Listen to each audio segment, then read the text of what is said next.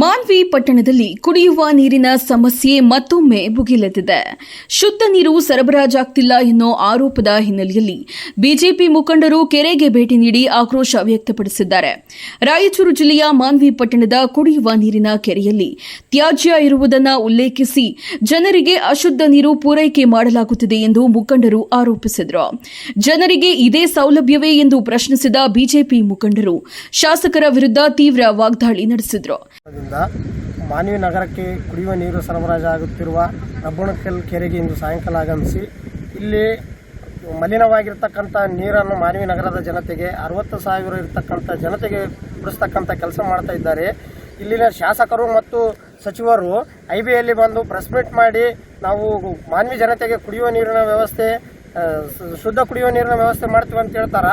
ಇಲ್ಲಿ ನೇರವಾಗಿ ಶಾಸಕರಿಗೆ ಮತ್ತು ಸಚಿವರಿಗೆ ಮತ್ತು ಅಧಿಕಾರಿಗಳಿಗೆ ಆಗ್ರಹ ಮತ್ತು ಚಾಲೆಂಜ್ ಮಾಡಲಿಕ್ಕೆ ಇಷ್ಟಪಡ್ತೀನಿ. ನಾವು ಈ ನೀರನ್ನು ಕುಡಿತೀವಿ, ನೀವು ಕೂಡ ಇಲ್ಲಿ ಬಂದು ಈ ಮಲಿನವಾದ ನೀರನ್ನು ಕುಡ್ರಿ ಅಂತೇಳಿ ಈ ಮೂಲಕ ಶಾಸಕರಿಗೆ ಮತ್ತು ಸಚಿವರಿಗೆ ಚಾಲೆಂಜ್ ಮಾಡಲಿಕ್ಕೆ ಇಷ್ಟಪಡ್ತೀನಿ. ಈ ವೇಳೆ ಬಿಜೆಪಿ ಮುಖಂಡ ಗುರುಗೌಡ ಕಣ್ಣೂರು ಈ ಕೆರೆಯ ನೀರನ್ನೇ ಶಾಸಕ ಹಂಪಯ್ಯ ನಾಯಕರು ಮತ್ತು ಸಚಿವ ಬೋಸರಾಜು ಕುಡಿಯಲಿ ಎಂದು ಸವಾಲೆಸೆದರು. ಇನ್ನು ಮಾನ್ವಿಯಲ್ಲಿ ನಿರ್ಮಾಣಗೊಂಡ ಕುಡಿಯುವ ನೀರಿನ ಕೆರೆಗೆ ಈಗಾಗಲೇ 8 ವರ್ಷಗಳು ಕಳೆದರು. ಜನರಿಗೆ ಮಾತ್ರ ಶುದ್ಧ ಕುಡಿಯುವ ನೀರು ಸಿಗುತ್ತಿಲ್ಲ ಎಂದು ಆಕ್ರೋಶ ವ್ಯಕ್ತಪಡಿಸಿದರು. ಜನರಿಗೆ ಮೂಲಭೂತ ಸೌಲಭ್ಯ ಒದಗಿಸುವಲ್ಲಿ ಆಡಳಿತ ವಿಫಲವಾಗಿದೆ ಎಂದು ಆರೋಪಿಸಿದ ಮುಖಂಡರು ತಕ್ಷಣವೇ ಸಮಸ್ಯೆ ಬಗೆಹರಿಸಬೇಕೆಂದು ಆಗ್ರಹಿಸಿದರು. ನಾವು ಮಾನ್ವಿ ಪಟ್ಟಣಕ್ಕೆ ಕುಡಿಯ ನೀರು ಸರಬರಾಜು ಮಾಡತಕ್ಕಂಥ ಕೆರೆಗೆ ಭೇಟಿ ನೀಡಲು ಬಂದಾಗ ಈಗ ಕೆಲವು ದಿನಗಳಿಂದ ಕುಡಿಯ ನೀರಿಗಾಗಿ ತುಂಗಭದ್ರಾ ಎಡದಂಡೆ ಕಾಲುವೆಯಿಂದ ಕೆರೆ ತುಂಬುವ ಕಾರ್ಯಕ್ರಮ ಪುರಸಭೆಯಿಂದ ಮಾಡಿಕೊಳ್ತಾ ಇದ್ದಾರೆ. ಈ ಒಂದು ಕೆರೆ ನೋಡಲು ನಾವು ಬಂದಾಗ ಮಾನ್ವಿ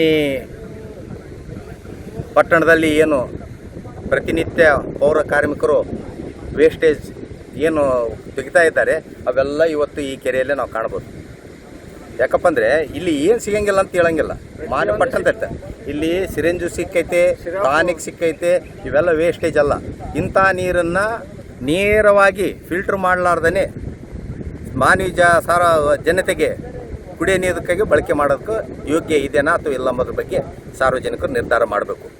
ಈ ಒಂದು ಕೆರೆ ಏನಾಗಿತ್ತಪ್ಪ ಅಂದರೆ 8 ವರ್ಷ ಆಯ್ತದು. 8 ವರ್ಷಗಳ ಆದರೂ ಸಹಿತ ಈ ಒಂದು ಕೆರೆಗೆ ಫಿಲ್ಟರ್ ಬೆಡ್ ಅಂದರೆ ಶುದ್ಧೀಕರಣ ಘಟಕ ಮಾಡುವಲ್ಲಿ ಜನಪ್ರತಿನಿಧಿಗಳು ಸಂಪೂರ್ಣ ವಿಫಲರಾಗ್ಯಾರ.